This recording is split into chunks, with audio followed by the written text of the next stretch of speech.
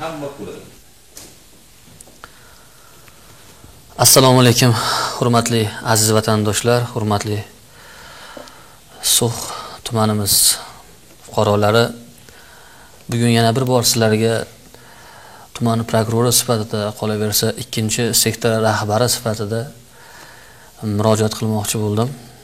Sababi tumanimizdagi bugungi koronavirus pandemiyasi holati biz o'ylaganchalik juda yengil emas. Qaysiki fuqarolarimiz bugungi kunda ko'chada yurayotgan, harakatlanayotgan transport vositasidami yoki piyodami yurgan mana shu o'zimiz bilan birga hamyurtlarimiz meni qattiq tashvishga qo'yaptiki, karantin qoidalariga rioya qilmayapti.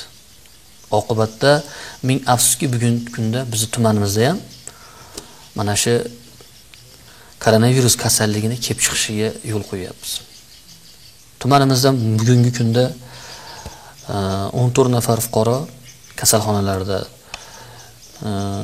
361 nafar fuqarolarimiz uy sharoitlarida karantin normalarini o'tashyapti. Buni kelib chiqishiga, shunchalik ko'payishiga yoki deylik shunchalik bir karantinga olinishiga aslida o'zimiz sababchimiz. Bir necha oydan beri, mana mart oyidan buyon tumanimizda karantin qoidalari bo'yicha ish olib boryapmiz. Karantinga olingan har bir fuqaroga tushuntiryapmiz. Lekin ming afsuski, mana juda ko'p televideniyada ham sizlarga o'tkazayotgan reydlarimizni natijasi bo'yicha ko'rsatuvlar tayyorlab beryapmiz. Lekin fuqarolarimiz, u yosh bo'lsin, u qari bo'lsin, hamma vaqtda amal qilishmayapti. Bu karantin normalari kim uchun yoki nimani talab qilyapmiz, nimani so'rayapmiz? Faqat o'zimizni, oilamizni, mahalla kuyimizni xavfsizligi, salomatligi uchun-ku. Agarki karantin qoidalariga rioya qilmas ekanmiz, bu og'ir oqibatlarga olib kelishi aniq. Har bitta insonga Xudo aql bergan, farosat bergan. Bugun butun dunyo qiynalyapti shu koronavirus pandemiyasi yoki koronavirus kasalligidan. Butun mamlakatimizda bu mana bilasizlar 100 dan oshiq mana bugungi kunda fuqarolarimizni hayotiga zomin bo'ldi. Kasalliklar nafaqat televideniyada, ko'zimiz oldida bo'lyapti. Lekin baribir xulosa chiqarmayapmiz. Nima uchun? Qanday qilib xulosa chiqarmasligimiz kerak? Biz kim bilan o'ynashyapmiz yoki nimaga bunchalik befarqlikka boryapmiz? Har bitta insonda shaxsiy mas'uliyati, shaxsiy javobgarligi bo'lishi kerak. Bu mas'uliyat va javobgarlikning ortida o'zi, oilasi, muqaddas oilasi hamda shu farzandlari, vatani, undagi xalqi turadi-ku. Agar bugun hammamiz bu vaziyatlarga Xudo bergan aql va farosat bilan yelkama-yelka turib qarshi chiqmasak, qo'llaniladigan har qanday tibbiy choralar yoki kuch ishlatish yo'li bilan qilinadigan qandaydir to'siqlar yoki blok postlar hech qaysi o'zini effektini bermasligi mumkin.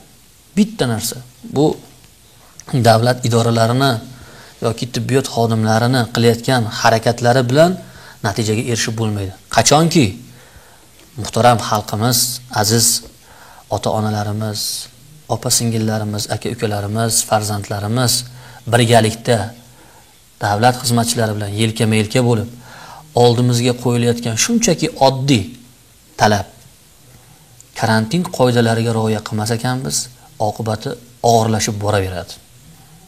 Lekin oddiygina misol, shu niqobni to'g'ri taqish, o'z vaqtida taqib yurish, pokizalikka, shaxsiy gigiyenaga rioya qilish, zarur bo'lmagan holatlarda ko'chaga chiqmaslik, shunga 10 kun ko'pi bilan 2 hafta davomida rioya qiladigan bo'lsak, tumanimizdagi barcha bugungi kunda ko'payib borayotgan mana shu infeksiyani oldini olishga erishamiz. Bitta narsani to'g'ri tushunishimiz kerak. Koronavirus pandemiyasi boshlangani bilan iqtisodiyot yoki hayot to'xtab qolmaydi. Biz tumanimiz chegarasiga kirdi chiqdini umuman butkul to'xtata olmaymiz. Sababi 80 ming aholini yeb ichishi, yashash uchun bo'lgan zarur oziq-ovqat mahsulotlari bo'ladimi? Boshqa moddiy tovar boyliklari bo'ladimi? Hammasi bilasiz, chegaradan kirib chiqish orqali bo'ladi. Buning uchun kirdi chiqdida barcha chora-tadbirlar qo'llanilyapti. Jumladan o'sha kirayotgandagi karantin sharoitlari yoki talablari bo'yicha chiqayotgan transport vositalari bo'ladimi, fuqarolarning karantinga olinishi bo'ladimi? Hammasi nazoratga olinyapti. Yoki qandaydir epidemiolog xodimlarimiz tomonidan dezinfeksiya ishlari amalga oshirilyapti. Ammo ming afsuski, fuqarolarimizni ichkarida yurayotgan paytda, ya'ni tuman ichkarisida yurgan vaqtlarida karantin qoidalarini qo'pol ravishda buzib, niqob taqmasdan yoki gigiyenik qoidalariga rioya qilmasdan, ko'chada yakkalanish degan narsa, ya'ni masofani har bir fuqaro o'zidan bir-biridan uzoqlikda kamida 2 metr ushlash degan narsalarga amal qilmasligi oqibatida baribir shu kasallik kelib chiqyapti, bir-biriga yuqyapti, ko'payyapti, boshqa qilyapti. Biz boshqacha yo'l bilan to'xtata olmaymiz. Ishoning, agar qachonki mana shu karantin qoidalariga rioya qilamiz, oddiygina o'sha niqob taqish, gigiyena yuvinish hamda shaxsiy yakkalash, ya'ni oraliq masofani 2 metrgacha saqlagan holda ko'chaga chiqqanda, oziq-ovqat do'koniga, boshqa ishga borganda masofa qoidalariga rioya qilmas ekanmiz, bu to'xtamaydi. Shuning uchun sizlardan iltimos, bizga yordam qilib, mana shu ko'chada yurganda karantin qoidalariga rioya qilishlaringizni, zarur bo'lmaganda ko'chaga chiqmasliklaringizni iltimos qilib so'rab qolaman. Biz har kungi qilayotgan ishlarimizni reydlarda, boshqadagi holatlarni sizlarga ko'rsatyapmiz. Nimayaki xulosa chiqarish uchun. Lekin ming afsus qaysidir fuqarolarimizga har qancha gapirsak, har qancha tushuntirsak, tushunmayapti. Go'yoki biz ularga tushuntirayotgan yoki bo'lmasam qiladigan ishimizni boshqacha tushunib, xuddi ularga nisbatan qandaydir og'ir talab qo'yayotgandek yoki o'zimiz uchun so'rayotgandek noto'g'ri tushunishyapti. Shuning uchun sizlardan iltimos qilardim men. Mana shu karantin qoidalariga rioya qilishlaringni va birgalikda harakat qilib bu balodan tumanimizni xolis qilishdi. Bundan tashqari men sizlarga bitta narsani aytaman. Mana bir necha marotaba tumanimizda joylashgan Ko'l markaz deymiz, ya'ni aynan mana shu koronavirus kasalligi bo'yicha tashkil etilgan markazda tibbiyot xodimlari va boshqa soha xodimlari ham jalb qilganmiz, mutaxassislarni. Bu markazda telefon nomerlarini ham biz e'lon qilgan edik. O'tgan safar televideniyega iltimos qilib, markazda mutaxassislar aynan mana shu kasallik bilan bog'liq bo'lgan holatlar kelib chiqqan taqdirda yoki shubha uyg'ongan taqdirda yoki o'zida shu kasallik mavjud degan yoki karantinga olgan odamlarimizni ahvoli o'zgarayotgan paytlarida telefon orqali murojaat qilib maslahatlar olishi uchun tashkil qilingan. Jumladan 1197 qisqa raqami, qolaversa 462 53 81, 462 59 62, 462 59 68, 462 50 59 raqamlari tashkil etildi. Mana shu raqamlarda doimiy ravishda operatorlarimiz o'tirib, karantin holatida bo'ladigan barcha harakatlar, jumladan yo'lni qachon ochilib yopilayotganligi yoki qaysi hududda qayerda tibbiyot xodimlari mavjudligi, umuman salomatlik bilan bog'liq yoki mana shu koronavirus bilan bog'liq, undan tashqari tibbiyot xodimlarimiz sizda kechayotgan kasallik alomatlari xususida tibbiy yo'nalishlar berish uchun tashkil etildi. Biz hamisha 24 soat sizlar uchun uxlamaymiz.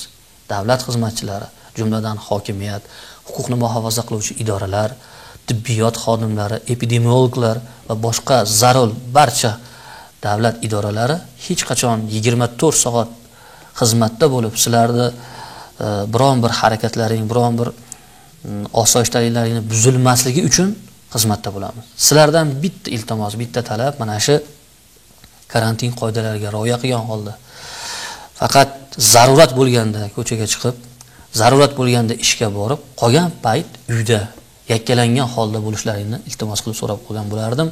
Bilinglar, biz xalqimiz juda ham qonunni hurmat qiladigan, biz xalqimiz farzandlarini, oilasini sevadigan, vatanini sevadigan xalq. Men bunga ishonaman. Albatta biz bunday xalq bilan faxrlanamiz, butun dunyoga faxrlanamiz. Har qancha xizmatini qilsak, har qancha bu xalq oldida mehnatimizni sarflasak arziydi, hayotimizni sarflasak arziydi. Biz buning uchun doim tayyormiz. Shuning uchun sizlardan iltimos, karantin qoidalariga rioya qilsalaring, mana shu kasallikdan, mana shu balodan tezroq xalqimizni qutulishida yelkama-yelka bo'lsak. Bizning mamlakatimizda bugungi kunda barcha tibbiy vositalar, mutaxassislar hammasi tashkillangan. Muhtaram yurtboshimiz tomonidan har oraliq kunda, har kun orasida mana shu masala bo'yicha selektor yig'ilishlarini o'tkazib, davlat hukumati darajasida, tuman, viloyat darajasidagi rahbarlarga ko'rsatmalar berib borilyapti. Buning uchun hamma sharoitlar yaratib berilyapti. Har qanchaki bo'lsa mablag'lar sarflanyapti. Faqat o'zimizdan qoladigan, xalqimizdan qoladigan bitta narsa shu ko'rsatmalarga, tavsiyalarga amal qilish xolos. Biz Xudoga beadad shukr qilishimiz kerakki, So'x tumanida hozirgi kunda yetarlicha oziq-ovqat mahsulotlarimiz, yetarlicha dori-darmon vositalarimiz, yetarlicha kasalxonalarda joylarimiz, tibbiyot vositalari hammasini zaxirasini yaratganmiz.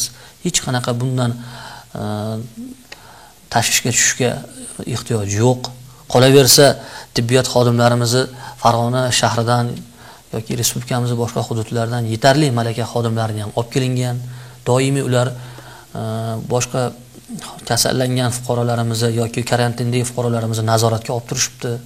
Shuning uchun o'zimizga bog'liq tomoni faqat mana shu belgilangan tavsiyalarga amal qilishimiz xolos. Bundan tashqari men sizlarga aytishim kerak, tuman markazidagi kasalxonaga qarindosh urug'larni xabar olgani kelish yoki boshqa bozorlarga kelish holatlarini ko'p kuzatyapmiz. Kasalxonalarda yetarlicha oziq-ovqat mahsulotlari, dori-darmon, barcha sharoitlar bemorlarimiz uchun yaratilgan. Ularda albatta uydan ovqat olib kelib yoki boshqa narsalar uchun xabar olish shart emas. Shuni bahonasida kelishda ham yo'l-yo'lakay biron bir kasallikni ilajdirish yoki bo'lmasam kasalxonaga olib kirish, boshqa holatlarga hech kim kafolat bermaydi. Zarur bo'lmaganda iloji boricha harakat qilish kerak. Kasalxonaga ham bitta odam yotsa, ko'plab qarindosh urug'larda kelib ketishini shart emas. Aksariyat holatlar reydda qayerga ketyapsan degan savol bersak, kasalxonaga 3 martadan o'tadi bitta odamni kasalxonaga, 4 martadan, 5 martadan, 1 marta boradi, 2 marta boradi. Lekin juda ko'plab o'tyapti. Shuning uchun sizlardan iltimos, zaruriyatga qarab yoki hisob-kitobni qilib bunaqangi masalalarni hal qilish kerak. Qolaversa, har xil marosimlar, boshqa masalan o'lim bilan bog'liq bo'ladimi, boshqami, iloji boricha muddatini qisqartirishga harakat qilish kerak yoki oradagi marosimlarda o'lgan xonadoniga borsangiz, men o'zim kuzatyapman. Bir oylab eshigi ochiq turgan xonadonlar bo'lyapti. Keldi-ketdi to'xtamayotgan xonadonlar bo'lyapti. Iltimos, bugungi sharoitni hisobga olib, bularni ham qisqartirish kerak. Bir savob ishni qilaman deb yoki bir kishining ko'nglini olaman deb uni xonadoniga, o'zimizning xonadonimizga yoki ko'pchilikka ziyon yetkazmasligimiz kerak.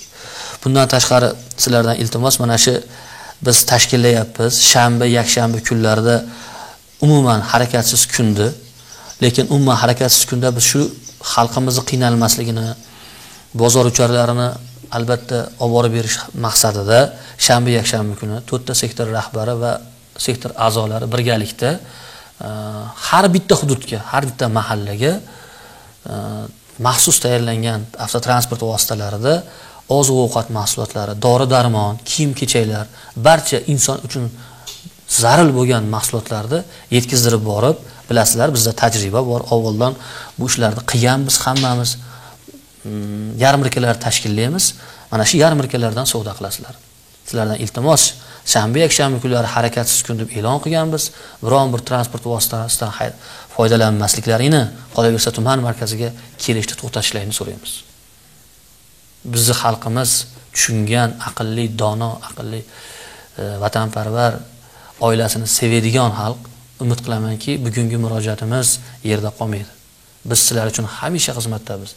Sizlar biz bilan yelkama-yelka bo'lib, mana shu koronavirus pandemiyasi davrida ushbu balo qazo kasallikdan qutulishimizda yordam bersalar bo'ldi. Biz xizmatdan charchamaymiz. Sizlar uchun biz xizmatdamiz. Rahmat e'tiborlaringiz uchun.